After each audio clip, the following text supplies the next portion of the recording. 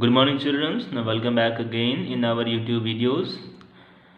I believe that you all are well and fine. Be at the home, be safe, and be sound. Okay, bachon. Now, if you all remembered that already we have started our chapter number 14.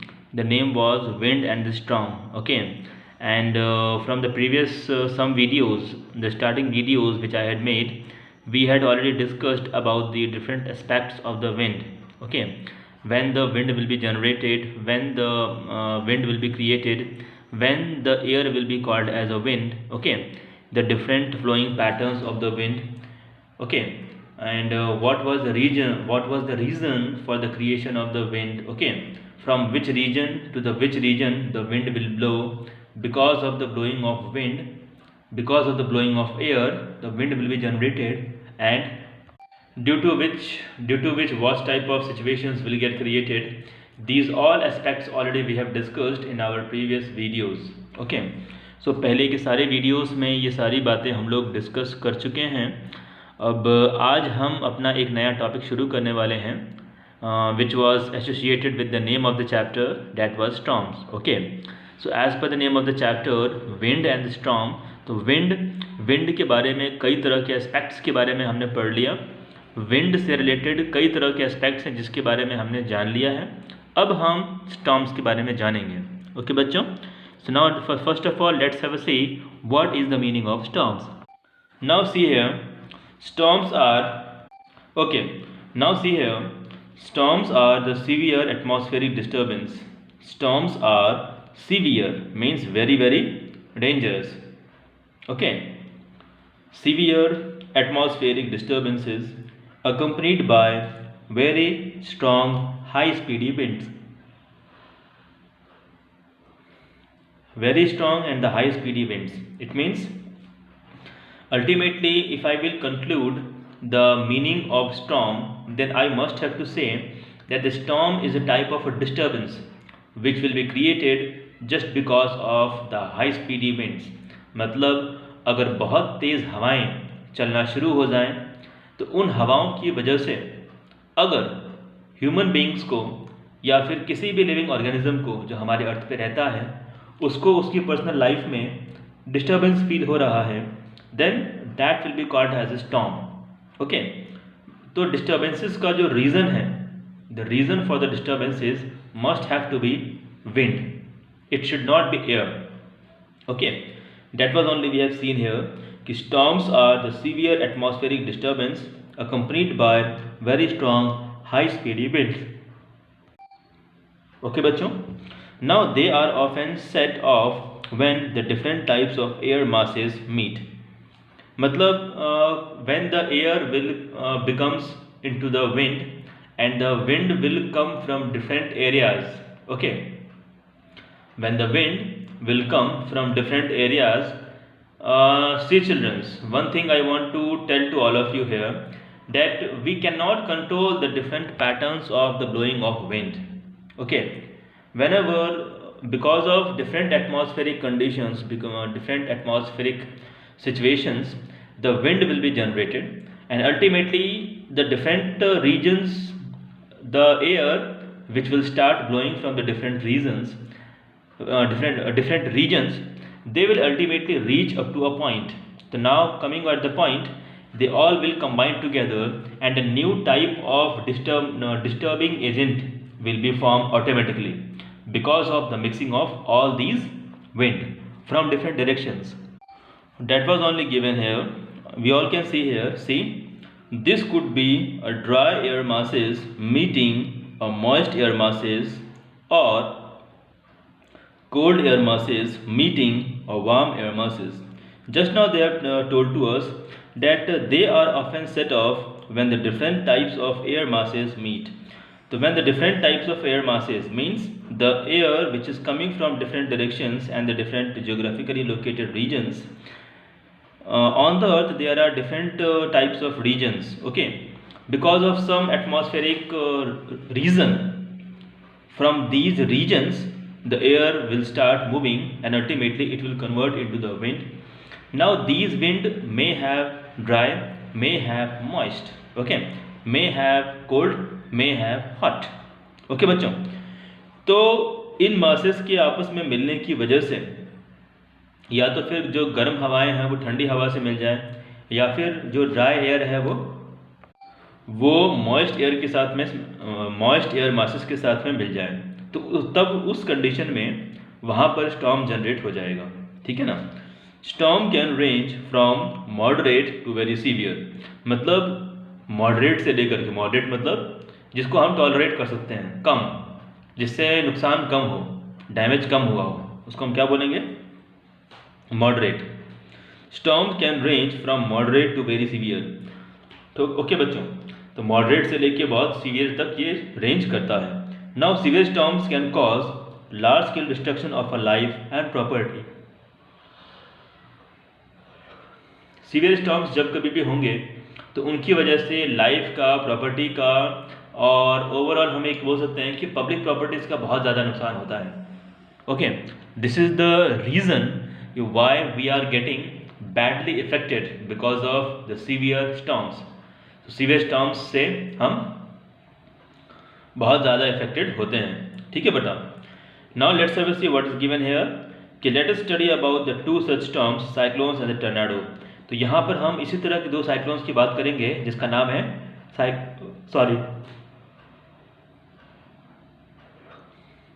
तो यहाँ पर हम इसी तरह के दो storms की बात करेंगे, दो तरह के storms, two types of storms की बात करेंगे, जैसे कि cyclones and tornado. Okay, so now let's have a see. All of you please turn over the page. Okay बच्चों, so now see here that the first topic which we are going to start, that was the cyclone. It is one of the type of storms at just now we have discussed previously. Okay, so let's have a see what they are giving to us. See all of you, cyclones develop over the ocean near the equators. Now it's very very important.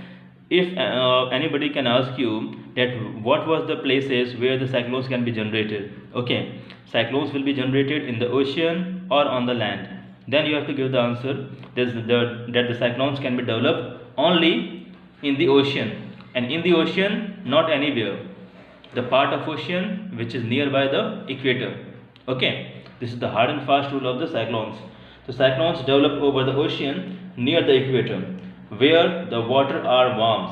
मतलब cyclone ocean के ऐसे इलाके में बनता है जहाँ का water गर्म होता है। ठीक है।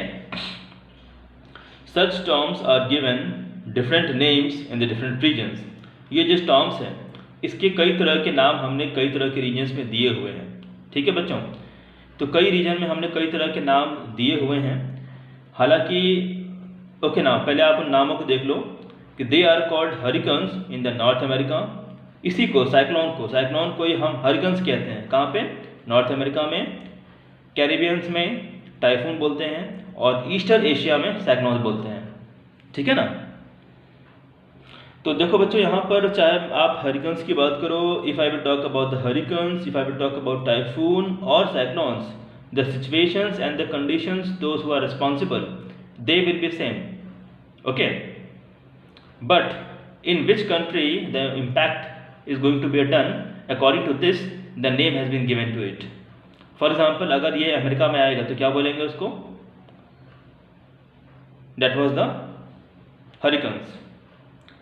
अगर ये अमेरिका में आएगा तो हम उसको बोलेंगे हरिकन्स, अगर कैरिबियन में आता है तो टाइफून्स, और ईस्टर्न एशिया में आएगा तो cyclones. Okay, the conditions will be same, but the pronunciation will get changed. Now see here is a simplified explanation of how they occur. ये किस तरह से होता है. ठीक है. ओके बच्चों, तो देखो ये पढ़ाने में थोड़ा मुझे वक्त लग जाएगा, क्योंकि मुझे इसको आपको काफ़ी एक्सप्लेन करना पड़ेगा। यहाँ से स्टेप 1 से लेकर के नीचे तक पूरा मुझे आपको अच्छे से समझाना पड़ेगा। ठीक है बच्चों, तो वीडियो हमारा काफ़ी लंबा बन जाएगा, तो आई थिंक हम एक केस स्टडी पढ़ लेते हैं। All of you please see here, case study of the dust storm, मतलब धूल की आंधी एक जगह पे आई थी, उसकी केस स्टडी हम देख रहे हैं। Okay, now see case study. Over the last few years there has been an increase in the number of severe dust storms and thunderstorms in the North India. Bharat के जो उत्तरी इलाके हैं वहाँ पर पिछले कुछ सालों में आंधी तूफान और बिजली का गरजना, ओके, ये तरह की चीज़ें बहुत ज़्यादा हो रही हैं। कहाँ पे? नॉर्थ इंडिया में, okay. The phenomena are not restricted to severe and more, just a minute, these phenomena are not restricted to India alone। मतलब ये जो फिनोमेना है स्टॉर्म्स आने का, ये जो आप डस्ट स्टॉर्म्स की बात कर रहे हो, तो ये डस्ट स्टॉर्म्स केवल भारत में ही नहीं आता, बल्कि भारत के साथ साथ उसके आसपास के देशों पर भी काफ़ी ज़्यादा इम्पैक्ट डालता है, okay. These phenomena are not restricted to India alone। Storms all over the world are becoming more severe and more frequent। अगर आप लोगों ने देखा हो न्यूज़ चैनल तो ओके, तो वहाँ पे भी आप देखते हो कि कई बार कई तरह के तूफ़ान आते हैं, तो न्यूज़ चैनल में कहा जाता है कि भाई अभी तूफ़ान का जो रेट है वो काफ़ी कम है, ठीक है, धीरे धीरे वो बढ़ेगा। Storms all over the world are becomes very severe and more frequent। Scientists attribute this increase to the climate change and global increase in temperature। पूरे वैश्विक स्तर पे, ग्लोबल इंटरेस्ट पर, मतलब अगर मैं पूरे विश्व की बात करूं तो वैश्विक स्तर पे टेम्परेचर ज़्यादा होने की वजह से क्लाइमेट चेंज हो रहा है, जिसकी वजह से amount of temperature of heat जितनी हमारी अर्थ पे होनी चाहिए उससे ज़्यादा हो जा रही है, और उससे क्या हो रहा है कि एटमॉस्फेरिक बैलेंस को मेंटेन नहीं हो पा रहा है, जिसकी वजह से ये सारी चीज़ें हो रही हैं, ओके। तो scientist attribute this increase to climate change and the global increase in the temperature. In May 2018 में a severe dust storm hit parts of Rajasthan. एक सीवियर डस्ट स्टॉर्म था जिसने राजस्थान के पार्ट्स को टच किया, उत्तर प्रदेश, ओके, राजस्थान और उत्तर प्रदेश को, मतलब मई 2018 में एक सीवियर स्टॉर्म आया था जिसने कि राजस्थान और उत्तर प्रदेश को, यूपी को इफेक्ट किया, okay. This results in more than 100 peoples losing their life. इससे क्या हुआ कि हमारे जो लोग हैं हमारे देश के, वहाँ पे 10 लोगों की मौत हो गई, 10 peoples losing their life and becomes amount of damage to the property, okay। This results in the more than 100 people losing their lives and a great amount of damage to the property। मतलब इसकी वजह से हमारा जो जीवन है वो तो अस्त व्यस्त होता ही है, इसके अलावा जो हम घर बनाते हैं या फिर किसी वजह का कोई कंस्ट्रक्शन वर्क अगर हमारा चल रहा था, भाई किसी को मालूम तो है नहीं कि कब कहाँ पे हरिकेन आ जाए, कब कहाँ पे टाइफून आ जाए, कब कहाँ पे झाली आ जाए, ओके। तो जब कभी भी आता है तो काफ़ी बड़े स्तर पे डैमेज करके जाता है, ठीक है बच्चों। तो this wind speed is more than 125 kilometre per hour. अब 125 किलोमीटर पर आवर की स्पीड से भी, ओके बच्चों। तो जहाँ तक इसका केस स्टडी का सवाल था, तो हम लोगों ने देखा यहाँ पर कि भाई राजस्थान में और यूपी में ऑलरेडी इस तरह का केस आ चुका है, ठीक है ना।